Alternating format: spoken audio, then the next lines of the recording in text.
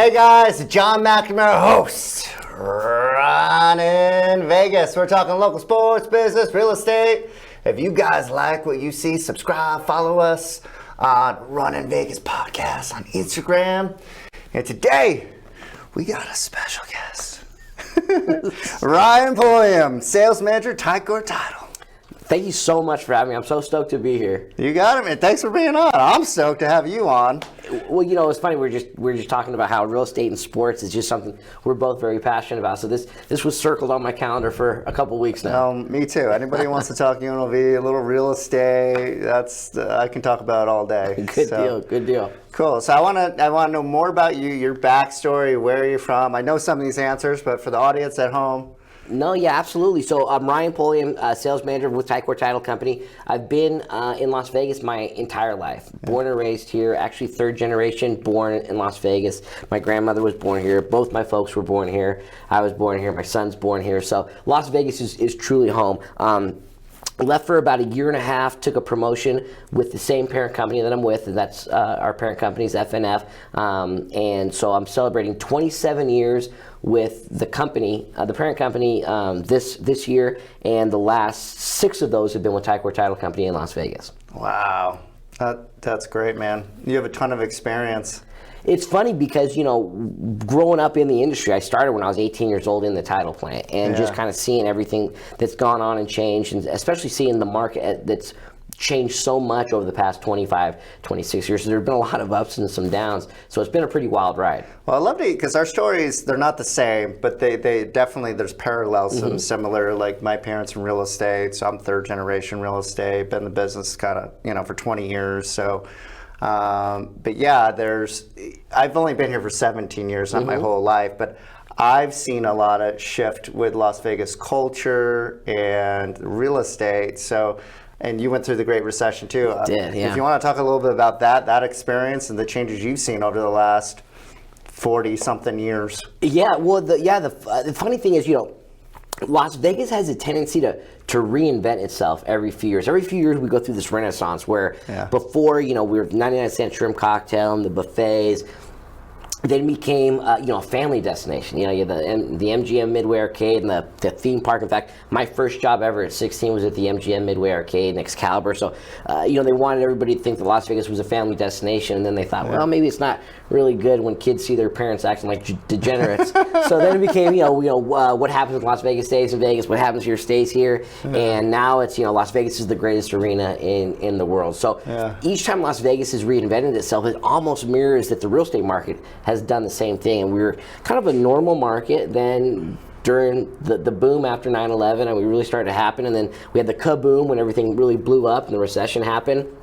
We're an REO market, a short sale market, kind of getting back to a normal market. Then COVID hit and increased the market so much. And now we're really a lot of luxury focused in Las Vegas, which before really wasn't the case. So I love that the story of Las Vegas has kind of grown as the real estate market has grown, and just seeing those parallels has been really fascinating to watch. One, as a member of the community, and two, as a member of the real estate community. Yeah, it's been so I got here in 2008. Gotcha. I was real smart. Yeah. I'm coming from New York. Timing. I'm like, I'm going to Las Vegas to sell real estate. There you go. And then the market's crashing. Yeah. It's depreciating 3% a month.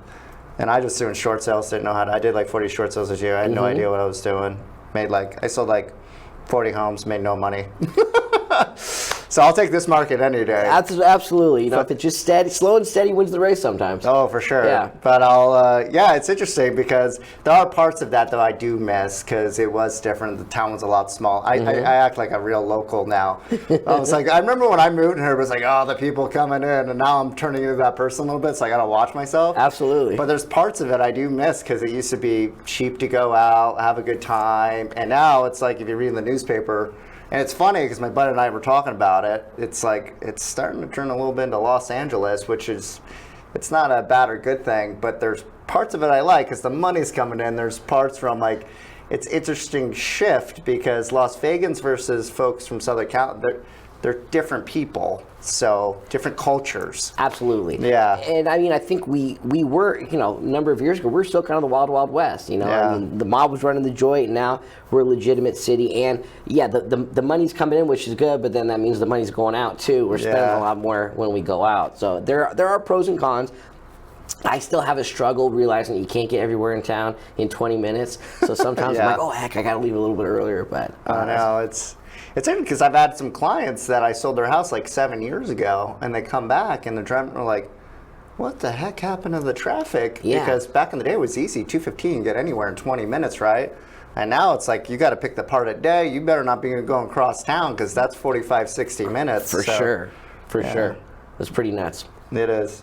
So let's dive more into title. Yeah. So what are the challenges of title, and what are the things that you like best about it?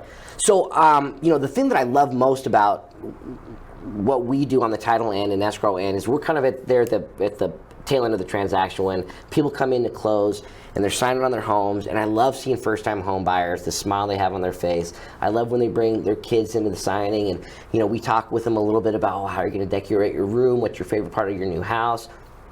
And just to see the joy in people's faces when they close on a transaction and buy a new house, that's something I absolutely love.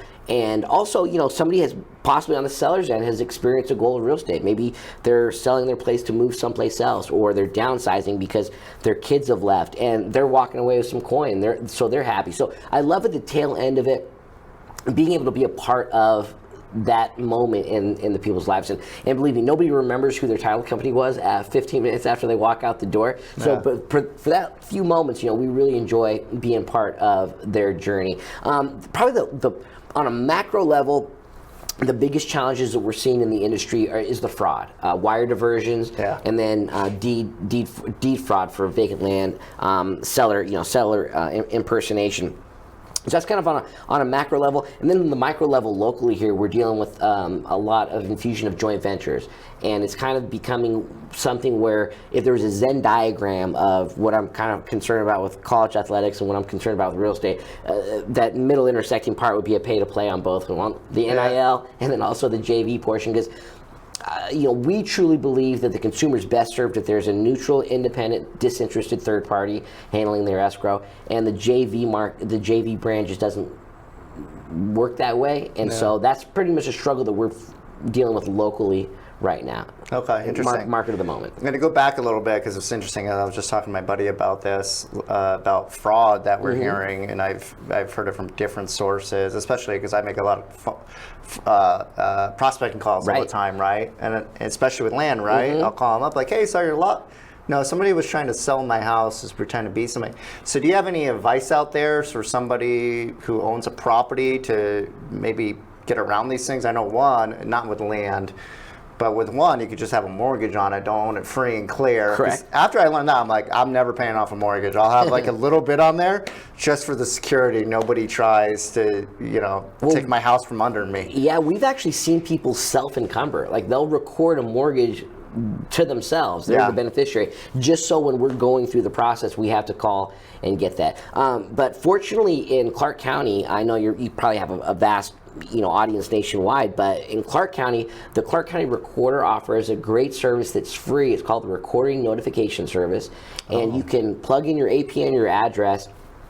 Anytime anything's recorded on your property, you get notified right away that something's there. So you can at least try to jump in as fast as possible. Another thing, it's interesting, but making sure where the tax statements are being mailed is the correct address. So if you happen to move, or maybe you purchased the property as your primary, now you're using it as a rental and you're living elsewhere, the tax statements, making sure, because we get that information, we mail to the property address and wherever the tax records are being sent. Okay. So then you can at least get hip to somebody, hey, something's going on, where we've opened a transaction on your property at 123 Maple. And then we've also taken steps. We've introduced technology called MyTech that verifies everybody. I mean, we're really taking this seriously as a corporation because we see daily how big of a problem it is in the industry. Yeah, that's interesting. Okay. We'll have like 3 or 4 probably a month that are possibly fraudulent. Wow, that's crazy. Okay, well, that's good to know. So good information out there. Take that serious because it is going on. I hear about it all the time from lawyers, from people that I make calls to. So it is a serious thing that's going on. Don't take that lightly. No, not at all. So there's a lot of title companies out there. There are. You know, you guys have been around for a long time. You guys do a great job. I really appreciate you guys have great communication. Helps us out because, like you said, it's like people kind of remember the title company then for like 15 minutes. But if anything goes poorly, it's the agent's fault 99% of the time. So title companies are, I know they're crucial to us because they got to kind of make us look good at the end, if that makes sense. Right. But you know, what's your spin? Because there's a lot of options out there. There's a lot of title companies. So what separates you guys from anybody else? Where, you know, if you're an agent out there or a buyer out there, you know, why choose Tycor? There are, and you know, it's funny. When I started, there was we had maybe 12, 13 competitors. Now there's a ton more. So you're absolutely right. There's a lot of competition. And what truly sets Tycor Title apart is our people. Our tagline is we're the most resourceful people in town. And we really do believe that. We live by that. And we're going to do whatever it takes to get the job done. So we have an experienced staff. We have the tenure of the company. I think our average tenure with the company is 8 years. So we have a good core group of folks that have been together a long time that know how to work. And you talk about the communication, and that's what it's key. I mean, it really is trying to anticipate needs, understanding what could go wrong, and trying to kill monsters while they're small, and really making us a reflection of you. I mean, we don't want to be looked at as a vendor. We want to be looked at as a partner. Like, we're part of your team because you're absolutely right. Something goes wrong, somebody says, well, your title company. You chose the title company. It's your title company. Right. And it reflects poorly on you. So we understand that your ability to garner referrals after the transaction is so important that we don't want to do anything to mess that up along the way. So we keep that in mind when we're working on your transaction, that it's not just about us, it's not just about the buyer and the seller, it's about everybody. We want to make sure that we close. And I mean, I know you had Gabe on last week. I mean, moving is stressful. We're dealing with people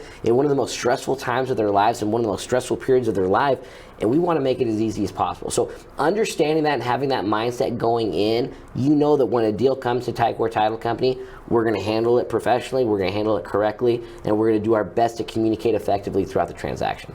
I appreciate that. Yeah, because I tell my agents all the time, the 2 times that clients like you the most is when they sign up with you and then the day they close, but in between. So if you don't have that good ending, you're probably not doing business with that person again. 100%. So, and our lifeblood for real estate is referrals. So and we understand that. Yeah, and you guys do a great job, so I appreciate that. So do you have any good stories you can share with us? So, you know, I know it's a family podcast, so we'll save the really good we'll save the really good ones. But you know, speaking of land fraud, this was a few years back when it wasn't as prevalent. It was kind of just creeping into the existence. We kind of got to be part of a sting operation, and you know, title and escrow is not the most exciting thing in the world. So this was really exciting for us. We had, same thing, vacant piece of land. Now that we look back, hindsight being 2020, it had every single red flag you could have that said it was a fraudulent transaction. But again, back then, we didn't realize this was going to be the case. So we had somebody called us and said, I'm hard up for money, so I'm selling the property to somebody. I think it was well below market value. Let's just say, you know, it's $50,000. Nothing big at all. Yeah. So they're selling it, quick close, vacant piece of land, ends up closing on the transaction, and about maybe a week or 2 later, we're in an admin meeting. Somebody comes in and says, there's a gentleman in the lobby that says we sold his lot. He didn't sell his lot. He wasn't the seller. So I kind of started looking around. That's going to make your heart drop. And come to find out, it was fraud. It was the buyer and the seller on the transaction were the same person. They had sold it. And then so when we called the escrow officer to ask, you know, hey, can you send us everything from that file? We need to. They said, well, the guy's here right now. He's doing a refi. He's going to pull cash out. He went to a hard money lender and was going to pull cash out of the land. So he sold it to him himself, and then was going to access all the money from a hard money lender and encumber the property.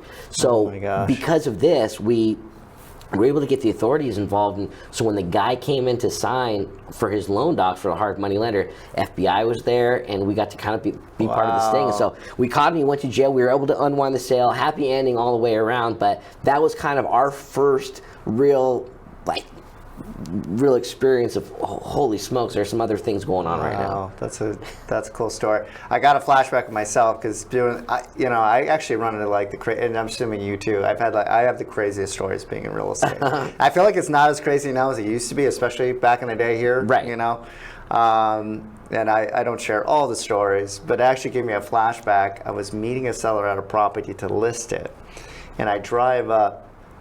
And I just felt like this eerie energy.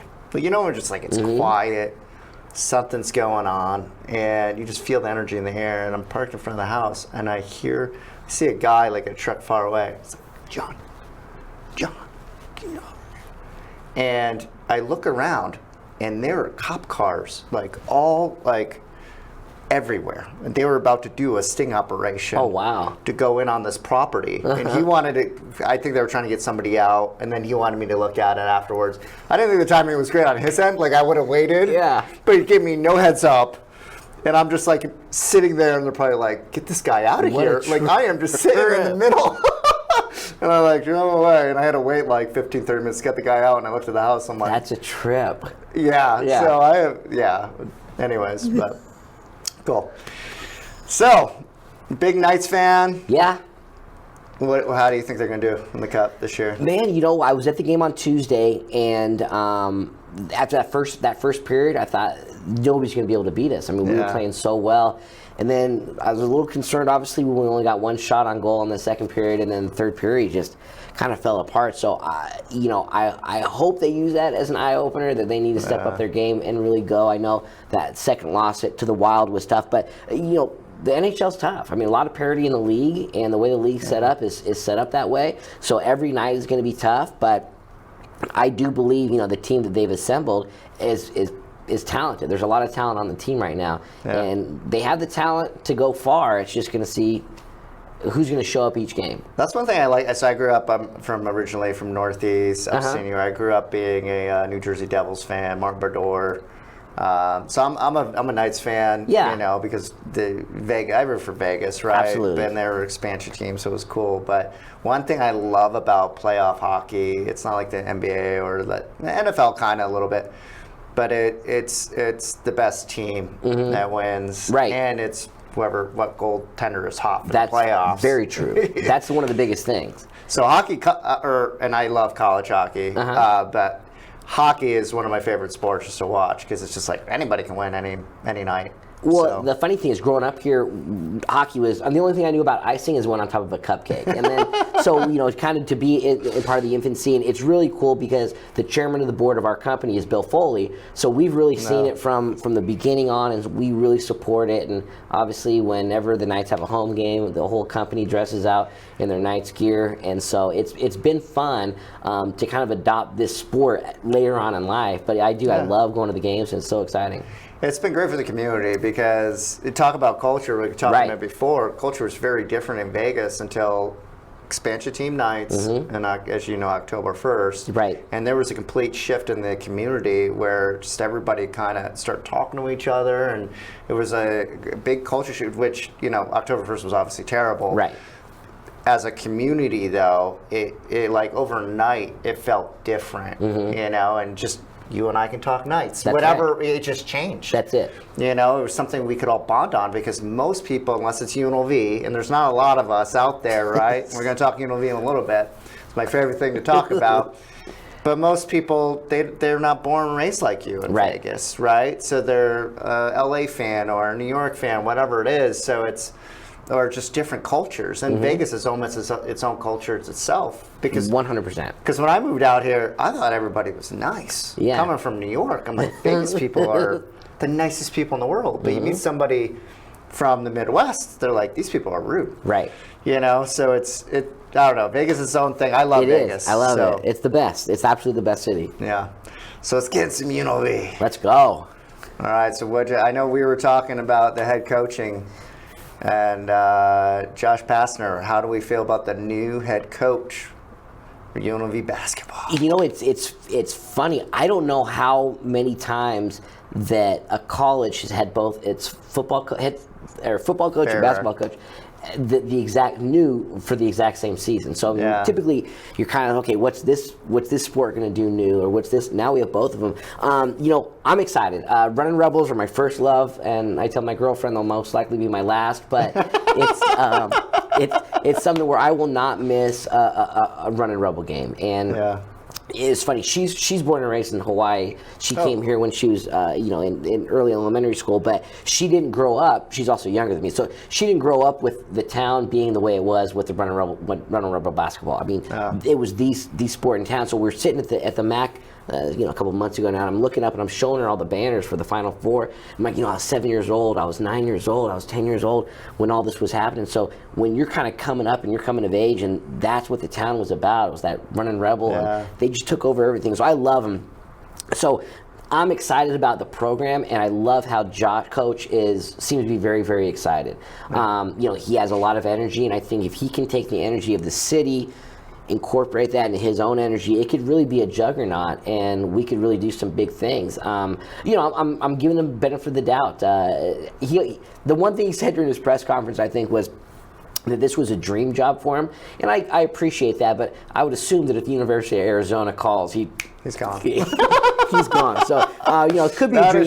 It could be a dream job. But I mean, I think with the transfer portal being the way it is, with the NIL, it's changing the game, and it seems like he's filling out a roster that looks like they're going to have an identity this year. And I think I thought Kevin was a great dude. Wanted to give him the benefit of the doubt. Yeah, I think everybody liked Kevin. He was just kind of a mediocre coach, mediocre recruiter. He didn't do anything with NIL, and the team didn't really have an identity. I mean, I liked it when slapping the floor on defense and let's play tough defense and get out and run. So.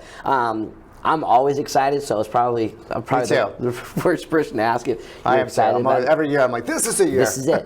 No, we got this kid. He's gonna be good. But no, I mean, I think you see a couple of the kids coming from different programs that are good, and I think that's one of the things with the transfer portal now.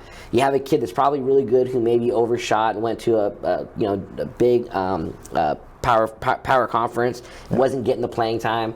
So he wants to maybe come down and see some action. And then you have kids who maybe were at a lower conference, maybe had a really good jump from their freshman to sophomore season. Now I want to play at a higher level.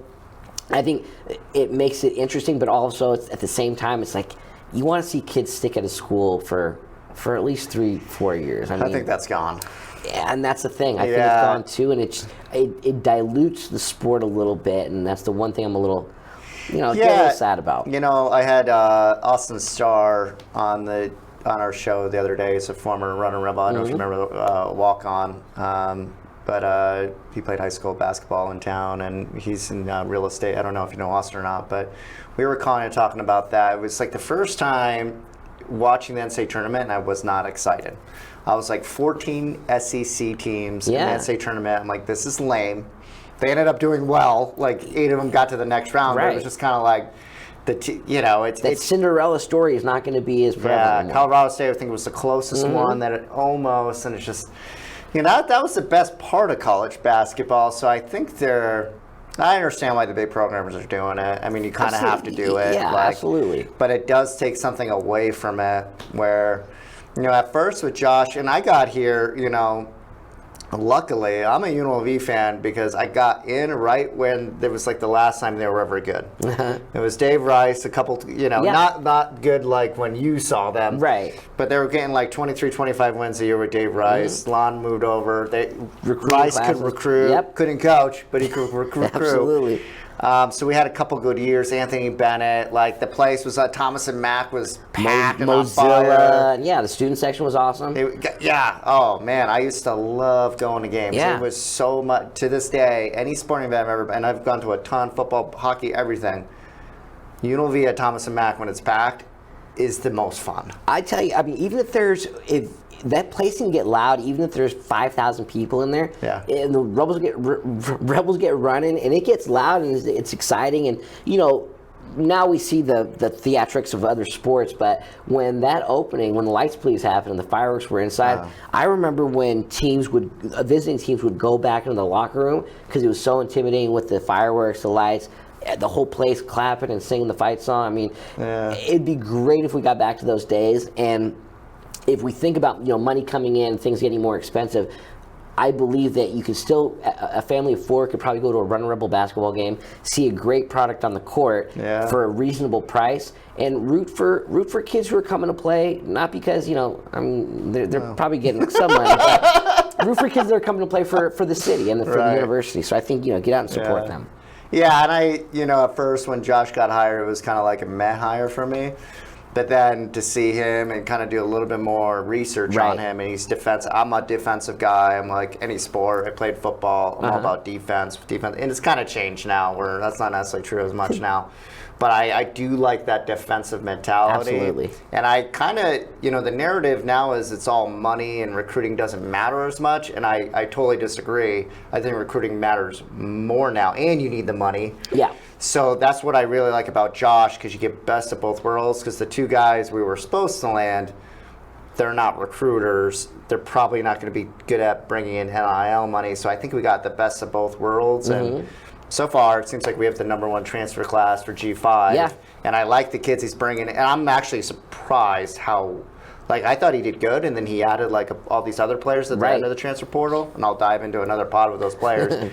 But I'm like, oh, we're pretty low. We're 9 deep right now. Yeah. That's just on paper. It could be a little bit more or less, but it sounds like we're gonna have at least 7 guys that can play hard, score points, and play defense. Yeah. So. And Coach Tark said all you need is 8 guys who play their hearts out and 4 guys who are on the bench screaming and cheering for him. There you go. So love it. So we gotta take a little football. Yeah. Because you brought up the point.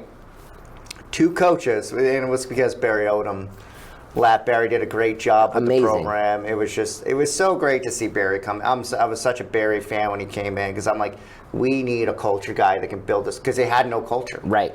Had no culture. And I couldn't stand Arroyo. He was just. Neither could I. And I like everybody. And I was like, how did we? He was a good coach. He saw good talent, but it didn't seem like he was a leader. Didn't seem like he could build culture. Didn't build a defense. It was just. Didn't get involved with the community at all. Didn't embrace Las Vegas. Seems like he wanted that power forward job. I'm like, you got to win first. Yeah. He was in this rebuilding mode all the time. Right. I'm like, you have a NFL stadium and a new practice facility. I feel like you're doing nothing with it. Barry comes in, brings in 50 new guys off the bat, and just wins football games. And like you said, he's a football guy that came in and had a vision and said, this is what we're going to do. Again, talking about identity. This is what our identity is going to be. And, I think that with you're absolutely right. We have a premier facility with the Fertitta Football Complex, playing in a state-of-the-art NFL arena in the most exciting city in the world. It's like, how do you not get kids here? So when Barry was able to do that and kind of showed, it really kind of reminded me of what cheering for a winner was like. And I was like, oh my gosh, it's fun to cheer for, not just like, well, at least we covered the spread, that type of deal. And so, and shout out to Tony Sanchez too, because I think, love Tony. Some people are bridge builders, some people are conquerors, and I think Tony Sanchez, really what he did with the Fertitta Football Complex, built the bridge to the future of UNLV football. Barry Odom showed what could be done, and I think Dan Mullen's going to come in, and I'm excited about. I didn't know who we were going to get after Odom left. I thought, man, that was kind of like maybe a once-in-a-lifetime deal. Such a special team with Ricky White and Haj Malik and. Oh my gosh, De Jesus, such a special team. You thought, okay, is it almost like does lightning going to strike twice? Right. And so when Odom left, obviously you have to take the bag if somebody's going to offer you that much money. $36 million guaranteed is generational wealth. That's exactly it. So I was a little surprised with Purdue. I'm like, I think it's easier to win here than it is Purdue, but that is a lot of money. That's it. I mean, you can fly back and forth to Las Vegas as much as you want. Yeah. You don't have to live in Indiana, but. So I'm excited. I mean, I think, and looking at the schedule, obviously UCLA is going to be a tough matchup. Aside from, and Boise obviously is going to give us a game. And unless there's somebody who kind of surprises in the Mountain West, I think it's going to be ours and Boise's to go. I don't see a whole lot of things going to maybe hold us up on that schedule. So I'm excited about football as well. And Yeah, it's interesting because it's literally the first time ever in UNLV football, and I don't think they're going to go undefeated. No. But they could literally win every game on there. Every game's winnable. And just seeing the kids, because Dan, I think everybody thinks Mullen was A+ higher. I haven't heard one person be like, No. you know. And usually UNLV, we're tough to please. Absolutely. You know. But the guys he's bringing in are just monsters from the SEC. And we saw Barry Odom do a kind of light version of that. And the guys he's bringing in are bigger, faster, I think. To me, and nothing's guaranteed. Everything's on paper right now. It's like, okay, Dan's been out of coaching for 3 years. He's got a new team. You know, how long does that take? Does that take week 1 or a whole season? I think that's the big question mark because for the exception of Boise State in the Mountain West anyways, there's not a more talented team. I think they're going to be able to just run through people, you know. Yeah, so it's going to be fun. And, you know, just incorporating his, obviously with Brendan Marion going to Sac State and being the head coach there, that go-go offense was a lot of fun to watch last year. We'll see. You know, I know Mullen's a big spread guy. I think he worked with Urban Meyer at Utah initially. So it'll still hopefully be kind of a fast-paced offense where they spread the ball around a little bit. And as long as they can take care of the ball and not get blown out on the defensive end, I mean, I think we're going to be able to fight with anybody.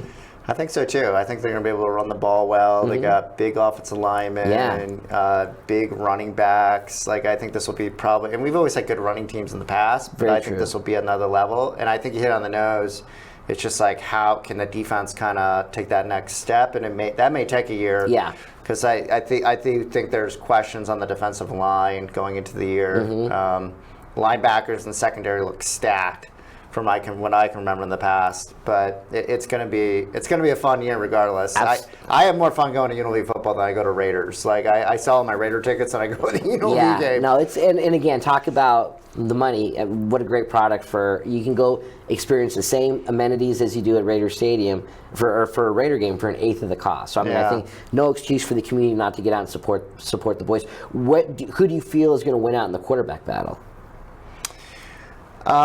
Great question. I think Orgy's going to have to step up. Yeah. I mean, he's just a monster. He's a beast. I mean, have you seen him play? Briefly, but he doesn't throw the ball real well, though, does he? No, and I think Dan's going to help him with that. But, like, he is all 235 pounds, but the guy legitimately looks like he runs a 4.4. So I'm just like, the RPOs are all day. Yeah. He's only going to have to throw it 15, 20 times. But I do like the other guy, too. He seems like he can move the ball, and he seems like he's a better passer. Right. I think either way, like, I guess I'm at this point of being a UNLV fan. I don't remember one season in 17 years of watching them where a UNLV quarterback has played the entire year. True. So I don't even go into it who's the starter. And I'm like, who's healthy? You know, exactly. Who doesn't leave because the NIL deal got weird? Right. Yeah. He can stay on the field. That's a great point. I mean, I'm not surprised that Cam Friel plays a little bit next year. We'll see. You never know. So, but either way, it's going to be fun because you know what's cool too is to see. I went to I went to all the games last year, but to be the Boise game and to go to the Reno game, and there's 40,000 people out there. So much because fun. there's nobody going to Rebels games, at least last year. I think it's going to change this year. You know, to see 40,000 people out there, it was good to know that the UNLV fans are still out there. We just need to win. That's right. At 40,000, that's never happened before. 40,000 people will show up to watch UNLV, and some are on the other side. I understand that.